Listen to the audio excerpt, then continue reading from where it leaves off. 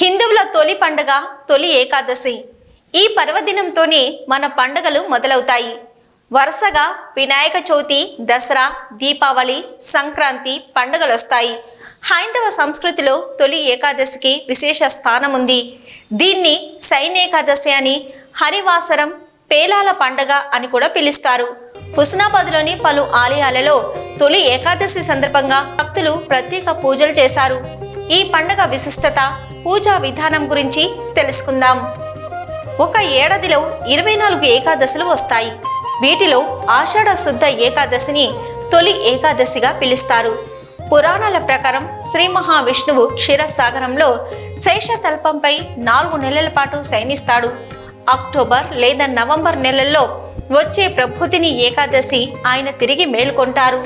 ఈ 4 నెలల్ని చాతుర్మాసాలుగా వ్యవహరిస్తారు. తొలి ఏకాదశి నుంచి 4 నెలల పాటు చాతుర్మాస దీక్షను ఆచరిస్తారు. ఈ 4 నెలలు స్వామివారు పాతాళ లోకంలో బలి చక్రవర్తి వద్ద ఉండి కార్తీక పౌర్ణమి నాడు తిరిగి వస్తాడని పురాణ గాథ ఒకటి ప్రాచుర్యంలో ఉంది. ఉత్తరాయణంలో కంటే దక్షిణయానంలో పర్వదినాలు ఎక్కువగా వస్తాయి. వాతావరణంలో మార్పులు అధికంగా సంభవించే కాలం కూడా ఇదే. కాబట్టి ఈ కాలంలో ఆరోగ్య పరిరక్షణ నియమాలు ఆచరించాలి. అందువల్ల ఈ కాలంలో పెద్దలు వ్రతాలు, పూజలు ఆచరించాలని నిర్దేశిస్తారు. అంటే తొలి ఏకాదశి ఉపవాస దీక్ష ఆరోగ్యపరంగాను మనకు మేలు చేస్తుందన్నమాట.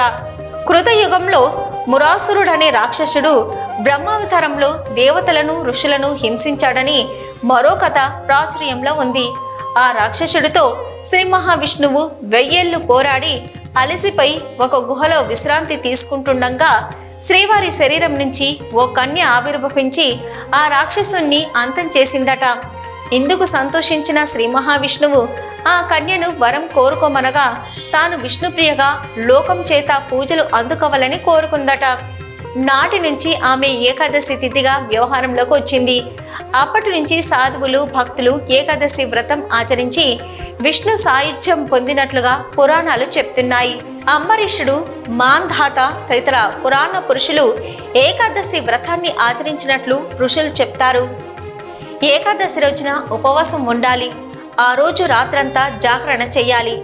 ఈ సమయంలో విష్ణు సహస్రనామ పారాయణం, విష్ణుమూర్తికి సంబంధించిన భాగవతాన్ని చదువుకోవడం లాంటివి చేయాలి. మరుసటి రోజైన ద్వాదశి నాడు సమీపంలోని దేవాలయానికి వెళ్లి ఉపవాస దీక్షను విరమించాలి. తొలి ఏకాదశి రోజున ఆవులను పూజిస్తే విశేష ఫలితాలు కలుగుతాయని చెప్తారు. తొలి ఏకాదశి నాడు పేలాల పిండిని తప్పక తినాలని పెద్దలు చెప్తారు. పేలాలు పితృదేవతలకు ఎంతో ఇష్టమైనవి. అంతేకాకుండా మనకు జన్మనిచ్చిన పూర్వీకులను పండుగ రోజున గుర్తు చేసుకోవడం మన బాధ్యత. వాతావరణ పరిస్థితుల్లో మార్పు వచ్చే కాలం కాబట్టి మన శరీరం ఆరోగ్యపరంగా అనేక మార్పులకు లోనవుతుంది. గ్రీష్మ ఋతువు ముగిసిన తర్వాత వర్ష ఋతువు ఆరంభమయ్యే కాలంలో ఉష్ణోగ్రతలు ఒక్కసారిగా పడిపోతాయి. ఈ సమయంలో శరీరానికి పేలాల పిండి వేడిని కలుగజేస్తుంది. అందువల్ల ఈ రోజున ఆలయాల్లో, ఇళ్లలో పేలాల పిండిని ప్రసాదంగా పంచడం ఆనవాయితీగా వస్తుంది. మరకత లింగేశ్వర స్వామి ఆలయంలో ప్రత్యేక పూజలు మహిళలు అధిక సంఖ్యలో వచ్చి పూజలు చేసినారు. ఈ రోజు నుంచి మనం పండుగలు స్టార్ట్ అవుతాయని వెనుక నుంచి మనం పూర్వీకులు అప్పటి నుంచి మనకు చెప్తున్నారు. కాబట్టి ఈ ఏకాదశి నుంచి ఏ పండుగ అయినా స్టార్ట్ అవుతుంది. అప్పటి నుంచి మన పాడి పంటలు అని ఇప్పుడు నాట్లు వేసే సందర్భం కాబట్టి ఇప్పటి నుంచిలే ఏ పంట కానీ ఇప్పుడు వేసుకోవడం జరుగుతుంది. అలాగే మనం అనేక సందర్భాలను చూస్తూ ఉన్నాం.